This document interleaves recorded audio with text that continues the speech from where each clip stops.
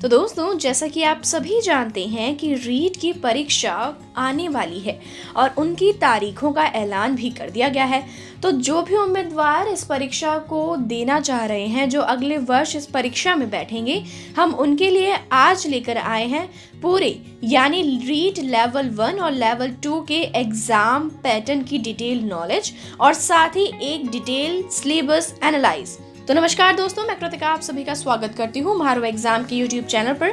यह एक ऐसा प्लेटफॉर्म है जहां आपको मिलती है किसी भी प्रतियोगी परीक्षा से संबंधित महत्वपूर्ण जानकारी जो आपको किसी भी परीक्षा में सफल होने में मदद कर सकती है। अगर आप हमारे यूट्यूब चैनल पर पहली बार आए हैं तो हमारे चैनल को लाइक और सब्सक्राइब जरूर करें और साथ ही सभी लेटेस्ट वीडियोज और अपडेट्स को जानने के लिए बेल आइकन को प्रेस करना ना भूलें। तो चलिए बिना किसी देरी के शुरुआत करते हैं आज की इस वीडियो की।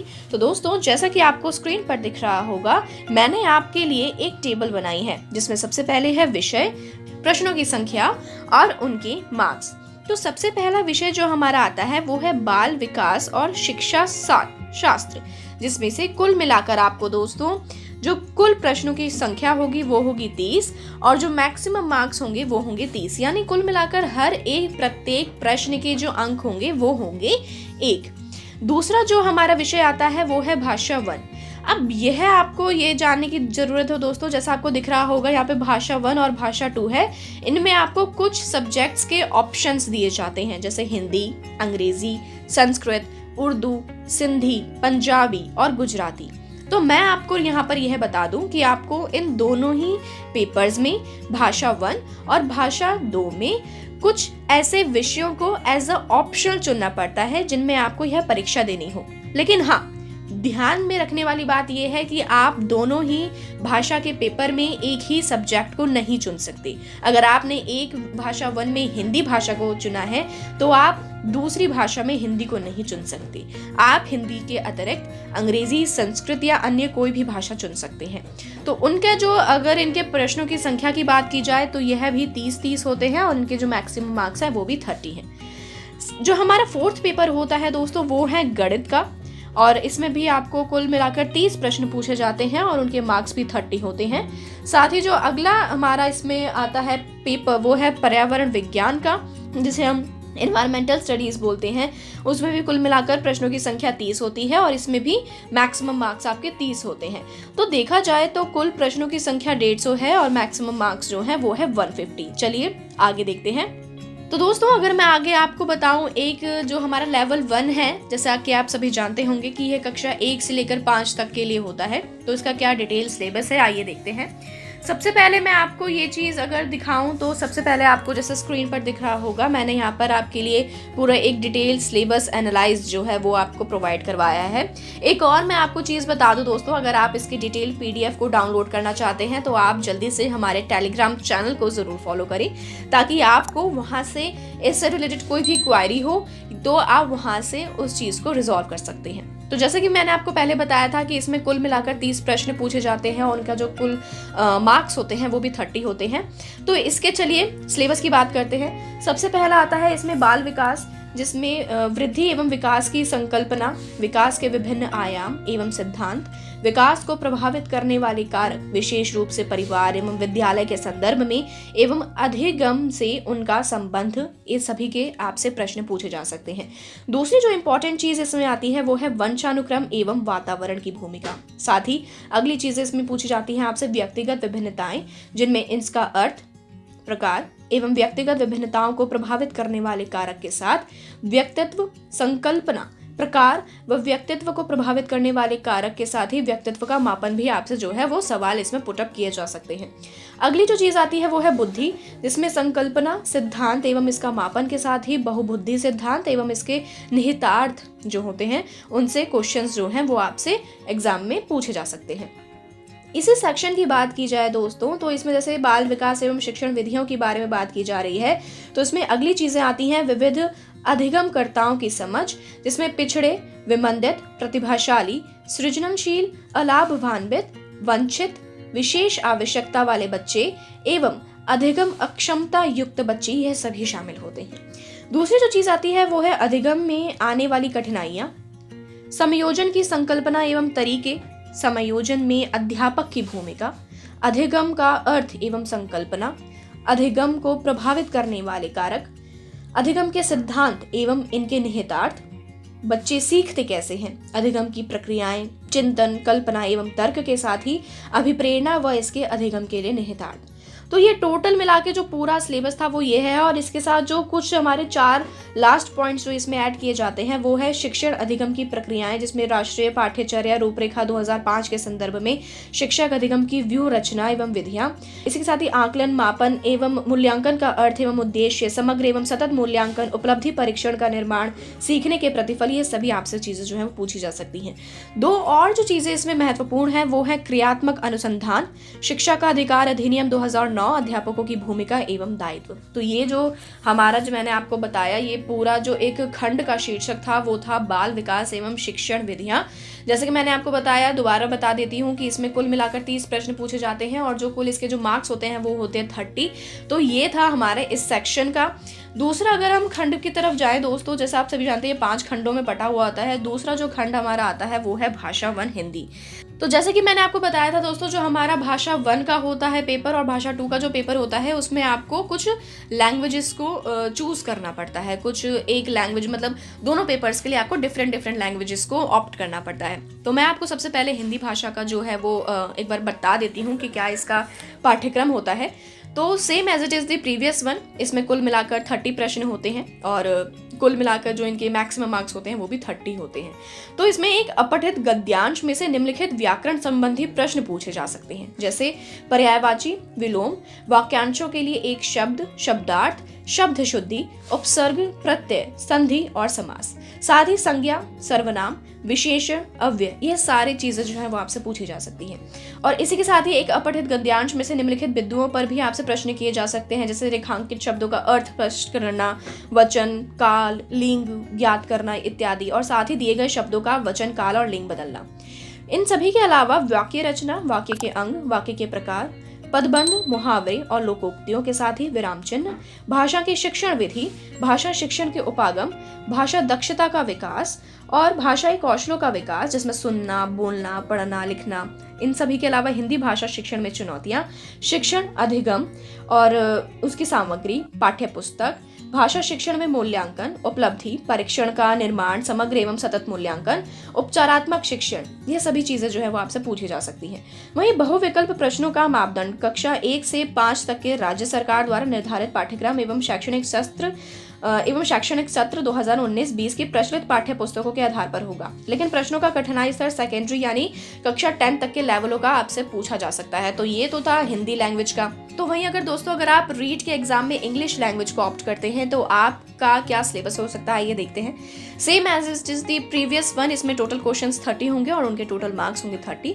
सबसे पहला जो चीज इसमें आपसे पूछी जाएगी वो है अनसीन प्रोज पैसेज, जिसमें synonyms, antonyms, spellings, word formation, one word substitution के बारे में आपसे पूछा जा सकता है। देन तो इसमें दोस्तों जो हमारी अगली चीज आती है वो है अनसीन प्रोज पैसेजेस, जिसमें part of speech, tenses, determiners, degrees of comparison के साथ ही framing questions including WH questions, active and passive voices, narration, knowledge of English and sounds and phonetic symbols, principle of teaching English, methods and approaches to English languages teaching, then development of language skills, teaching learning material के साथ ही text books, multimedia material and other resources. इन सभी के अलावा जो हमसे last जो चीज़ हमसे पूछी जाती है वो है comprehensive and the continuous evaluation in English languages. तो दोस्तों मैं यहाँ पे आपको एक बार फिर से एक बार रिमाइंड करवा दूँ, अगर आप इसकी PDF को डाउनलोड करना चाहते हैं तो आप जल्दी से हमारे टेलीग्राम चैनल को फॉलो कर सकते हैं। और साथ ही अगर आप भी रीट एग्जाम की तैयारी कर रहे हैं तो प्रभात प्रकाशन यानी कि दोस्तों भारत का प्रसिद्ध पब्लिकेशन प्रभात प्रकाशन आपके लिए लाए हैं कुछ चुनिंदा किताबें, जिन्हें आप स्क्रीन पर देख सकते हैं और उनका जो डायरेक्ट लिंक है आपको हमारे डिस्क्रिप्शन बॉक्स में मिल जाएगा। अगर आप उन सभी किताबों को खरीदना चाहते हैं तो आप उन्हें डायरेक्टली Amazon और फ्लिपकार्ट से भी खरीद सकते हैं और स्क्रीन में दिए गए नंबर पर संपर्क करके भी आप उससे ले सकते हैं। तो चलिए वीडियो को आगे बढ़ाते हैं। तो इसमें मैं आपको ये चीज़ बता दूं दोस्तों, जैसे मैंने आपको बताया था कि भाषाई आधार पर हमें कुछ जैसे ऑप्शंस दिए जाते हैं, तो वहाँ पे मैंने संस्कृत भी हमारी एक भाषा थी। जैसे आपको स्क्रीन पर दिख रहा है दोस्तों, मैं आपको पूरा जो सिलेबस है वो स्क्रॉल डाउन करके दिखा देती हूँ। संस्कृत में भी कुल मिलाकर जो है वो 30 प्रश्न पूछे जाते हैं और जो इनके मैक्सिमम मार्क्स होते हैं वो भी 30 होते हैं। तो ये आपको जो है वो स्क्रीन पर इसका जो सिलेबस है वो दिख गया होगा। चलिए आगे फॉरवर्ड होते हैं तो आगे जो हमारा जो नेक्स्ट सिलेबस आता है वो है हमारा उर्दू का। जैसा आपको स्क्रीन पर दिख रहा है, जो भी अभ्यर्थी उर्दू को लेना चाहते हैं, उर्दू एक ऐसी भाषा बन गई है कहीं ना कहीं जो काफ़ी कम लोग इसको लेते हैं। तो अगर आप भी चाहें दोस्तों, क्योंकि इसमें अगर जो कम लोग ऑप्ट कर रहे हैं तो साफ सीधी बात है कि इसमें भाई कंपटीशन जो है वो बहुत कम होगा। तो अगर आप भी उर्दू को अपना दूसरी भाषा के रूप में चयन करना चाहते हैं तो आप इस विषय को, इस सब्जेक्ट को चूज कर सकते हैं। चलिए आगे बढ़ते हैं। आगे ये जो हमारी भाषा है वो है सिंधी। सिंधी भी हमारी एक जो लेवल 1 में कक्षा 1 से लेकर 5वीं तक की जो हमारा खंड था भाषा के आधार पर, उसमें एक ऑप्शन भी हमें दिया गया था। आगे अगर बढ़े तो यहाँ पर पंजाबी है। पंजाबी भी काफ़ी सारे जो उम्मीदवार हैं जो मुख्य रूप से पंजाब, क्योंकि पंजाब राजस्थान कहीं ना कहीं साथ साथ ही है, पड़ोसी माने जाते हैं, तो कई सारे उम्मीदवार होते हैं जिनको पंजाबी भी आती है। तो अगर वो पंजाबी भाषा का चुनाव करते हैं तो उनके लिए भी काफ़ी ज़्यादा जो है वो दोस्तों बेनिफिशियल साबित हो सकता है। यहाँ आपको गुजराती भी दी गई है, यानी गुजराती में आपका अगर आप देखें तो एक अपठित गद्यांश અને एक पद्यांश ज्या बोध गया निष्कर्ष व्याकरण અને मौखिक योग्यता के साथ काफ़ी सारी जो चीज़ें हैं दोस्तों वो आपको इसमें जो है देखने को मिल जाएंगी। जैसे गुजराती भाषा कौशल्य क्या था, श्रवण, कथन, वाचन, लेखन, गुजराती भाषा शिक्षण, ये सारी चीज़ें आपको इस मतलब जो पार्ट है उसमें आपको मिल जाएगा। तो चलिए अगले भाग पे आते हैं। अगला भाग जो हमारा है वो है दोस्तों हमारा खंड 3, यानी इसका जो शीर्षक था वो है हिंदी। जैसे मैंने आपको बताया वो हमने जो जितनी भी पहले बात की थी वो थी हमारे भाषा के पेपर 1 के बारे में। दूसरा पेपर अगर हम बात करें तो इसमें जो हमारा दूसरा पेपर है उसके भाषा जो होती है उसका भाषा 1 में हमारा सिलेबस होता है एक अपठित गद्यांश आधारित निम्नलिखित व्याकरण संबंधी प्रश्न, जिसमें युग्म शब्द, वाक्यांशों के लिए एक शब्द, उपसर्ग, प्रत्यय, संधि, समास, संज्ञा, सर्वनाम के साथ ये सारी चीजें जो आपको स्क्रीन पर दिख रही हैं वो सब आपसे पूछी जाती हैं। वहीं एक अपठित पद्यांश पर आधारित निम्नलिखित बिंदुओं पर प्रश्न जैसे भाव सौंदर्य, विचार सौंदर्य, नाद सौंदर्य, शिल्प सौंदर्य, जीवन दृष्टि, ये सभी से आपसे जो है वो प्रश्न पूछे जा सकते हैं। अगली जो चीज आती है वो है वाक्य रचना, जिसमें वाक्य के अंग, वाक्य के भेद, पदबंध, मुहावरे, लोकोक्तियां, कारक चिन्ह, अव्यय, विराम चिन्ह, इन सभी से प्रश्न पूछे जाते हैं।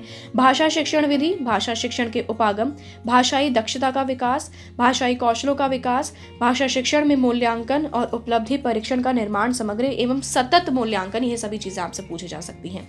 वहीं आगे अगर बढ़े तो इसमें मैं आपको बता दूं जो इंग्लिश लैंग्वेज का आता है वो भी कुल मिलाकर सेम ही होता है, जिसमें unseen prose passages, unseen poems, common idioms and phrases, literary terms जैसे elegy, sonnet, short story, drama, इन सब के बारे में आपसे पूछे जा सकते हैं। साथ ही basic knowledge of English sounds and symbols, methods of evaluation, remedial teaching, principles of teaching English, communicative approaches to the English language, सारी चीज़ें आपसे जो है वो भाषा के पेपर 2 में पूछी जा सकती हैं। वहीं अगर बात करें संस्कृत की दोस्तों, तो अगर आप जैसे स्क्रीन पर देख सकते हैं, मैं आपको पूरा जो सिलेबस है वो उसको स्क्रॉल डाउन करके दिखा सकती हूँ। संस्कृत और उर्दू कुछ 2 ऐसी भाषाएं हैं जिनको जो उम्मीदवार है वो बहुत ही कम संख्या में इसको ऑप्ट करते हैं। तो आप इसके जो सिलेबस है उसको आसानी से देख सकते हैं। अगर आपको जो इसका सिलेबस अगर ईजी लगे तो आप इस सिलेबस को ऑप्ट भी कर सकते हैं। वहीं मैंने आपको पंजाबी का सिलेबस दिखाया, हिंदी का जो सिंधी का सिलेबस दिखाया, साथ ही गुजराती का सिलेबस भी मैं आपको दिखा रही हूँ, जिसमें गुजराती भाषा ने शिक्षण पद्धति, गुजराती भाषा ने शिक्षण पद्धति न सिद्धांत क्या था, बाड़कमा गुजराती भाषाओं नो विकास किस के प्रकार से हुआ था, वो सारी चीज़ें आपसे पूछी जा सकती हैं।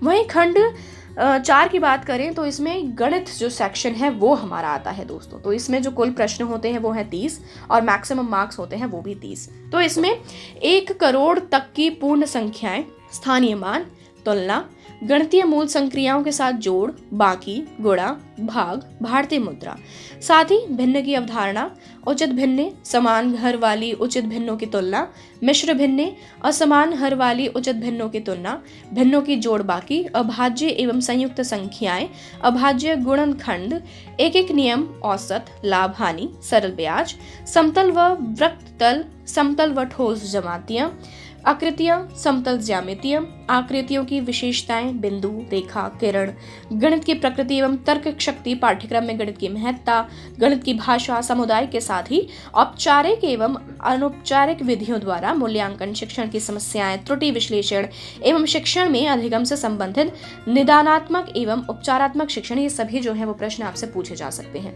वहीं इसके जो मैथमेटिक्स, यहाँ पे मैंने आपको जो भी उम्मीदवार इंग्लिश से मैथ्स को चुन रहे हैं उनके लिए पूरा एक सिलेबस है, जो मैं आपको धीरे धीरे करके दोस्तों स्क्रॉल करके दिखा सकती हूँ। अगर आपको किसी भी विषय में कोई भी प्रकार की डाउट है या अभी भी किसी विषय का कोई चीज़ समझ में नहीं आ रही है तो वो आप हमसे कमेंट करके पूछ सकते हैं। हम आपको ज़रूर आपकी जो प्रॉब्लम है उसको ज़रूर सॉल्व करेंगे। साथ ही अगर हम 5वें भाग पर आएँ तो इसमें आता है हमारा पर्यावरण अध्ययन, जिसमें मैं आपको जूम आउट करके दिखाऊं तो इसके जो कुल प्रश्न होते हैं वो है 30, कुल अंक होते हैं वो भी होते हैं 30। तो इसमें सबसे पहले आता है परिवार, जिसमें आपसी संबंध, एकल एवं संयुक्त परिवार, सामाजिक बुराइयां, दुर्व्यसन और इनके व्यक्तिगत, सामाजिक एवं आर्थिक दुष्परिणामों के बारे में जो है फर्स्ट प्रायोरिटी दी गई है। दूसरी चीज आती है वस्त्र एवं आवास, जिसमें विभिन्न ऋतुओं में पहने जाने वाले वस्त्र, घर पर वस्त्रों का रखरखाव, हस्तकरघा तथा पावर लूम, जीव जंतुओं के आवास निर्माण हेतु विभिन्न प्रकार की सामग्री, व्यवसाय, अपने परिवेश के व्यवसाय जैसे कपड़े सिलना, बागवानी, कृषि कार्य, पशुपालन, उपभोक्ता संरक्षण की आवश्यकता, सहकारी समितियों के साथ ही सार्वजनिक स्थल एवं संस्थाएं, सार्वजनिक स्थल जैसे विद्यालय, चिकित्सालय, डाकघर, बस स्टैंड, रेलवे स्टेशन, सार्वजनिक संपत्ति के साथ ही विद्युत और जल का अपव्यय, रोजगार नीतियां, संसद, विधानसभा, राजस्थान के जिले एवं राजस्थान में पंचायती राज के साथ ही हमारी सभ्यता संस्कृति के टॉपिक्स को इसमें इंक्लूड किया जाता है, जैसे राष्ट्रीय प्रतीक, राष्ट्रीय पर्व, राजस्थान के मेले एवं त्योहार, राजस्थान की वेशभूषा एवं आभूषण, राजस्थान का खान पान, राजस्थान की वास्तुकला, राजस्थान के पर्यटन स्थल, राजस्थान के प्रमुख विभूतियां एवं गौरव राजस्थान की विरासत, साथ ही परिवहन और संचार के कुछ महत्वपूर्ण पहलुओं को इसमें गिना जाता है। देन साथ ही अपने शरीर की देखभाल से रिलेटेड पॉइंट्स, सजीव जगत, जल, हमारी पृथ्वी व अंतरिक्ष, पर्वतारोहण, पर्यावरण अध्ययन के क्षेत्र में संकल्पना जिसमें पर्यावरण अध्ययन का महत्व, समाकलित पर्यावरण अध्ययन, पर्यावरण शिक्षा के अधिगम सिद्धांत, पर्यावरण अध्ययन का विज्ञान और पर्यावरणीय शिक्षा शास्त्र, ये सभी चीज़ें जो है दोस्तों वो आपसे पूछी जा सकती हैं। वहीं मैं आपको जो भी इंग्लिश मीडियम जो है स्टूडेंट्स, उनके लिए भी मैंने आपके लिए एक जो PDF है वो अवेलेबल कर रखी है। तो आप इन सभी चीज़ों को, आप इन सभी जो सिलेबस है उसको डिटेल वे में इजीली देख सकते हैं, ताकि आपके लिए जो है समझना और परीक्षा को देना काफ़ी ज़्यादा बेहतर हो सकता है। मैं आपको एक बार फिर से रिपीट करवा दूँ, अगर आप इस परीक्षा को देना चाह रहे हैं तो प्रभात प्रकाशन लेकर आए हैं आपके लिए कुछ चुनिंदा किताबें, जिन्हें आप Amazon और Flipkart से खरीद सकते हैं। आपको ये सभी किताबें स्क्रीन पर दिख रही होंगी और आपको इनका जो डायरेक्ट लिंक है वो हमारे डिस्क्रिप्शन बॉक्स में भी अवेलेबल हो जाएगा। दोस्तों, अगर आप भी कर रहे हैं राजस्थान की किसी भी प्रतियोगी परीक्षा की तैयारी, तो प्रभात प्रकाशन लेकर आए हैं आप सभी के लिए धरोहर सीरीज। कुंवर कनक सिंह राव की इस पुस्तक में आपको मिलेंगी विवेचना और तार्किक योग्यता के साथ कंप्यूटर का सामान्य ज्ञान और साथ ही राजस्थान के भूगोल, राज्य व्यवस्था और इतिहास की संपूर्ण जानकारी। अगर आप इस किताब को Amazon या Flipkart से प्री ऑर्डर करते हैं तो दोस्तों आपको मिलेगी GK की फ्री ई-बुक, जो आपके लिए काफ़ी ज़्यादा बेनिफिशियल हो सकती है। तो आज ही ऑर्डर करें और जल्दी ऑर्डर करें।